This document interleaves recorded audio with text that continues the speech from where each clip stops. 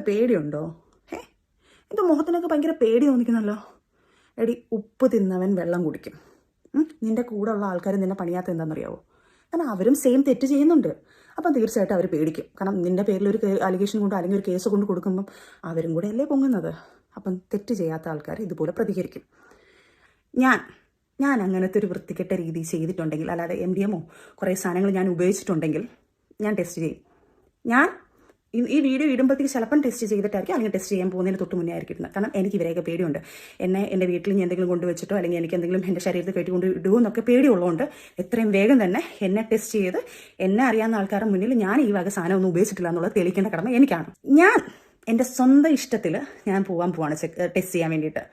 പോലെ അത്രയ്ക്ക് ധൈര്യം ഉണ്ടെങ്കിൽ ദിയാസന, നീ വന്ന് ടെസ്റ്റ് ചെയ്യടി. അതേപോലെ തന്നെ റോഷ്നി, നീയും വന്ന് ടെസ്റ്റ് ചെയ്യണം. നിന്റെ ഫോട്ടോയും വെളിയിലായിട്ടുണ്ടല്ലോ, നീയും വന്ന് ടെസ്റ്റ് ചെയ്യണം.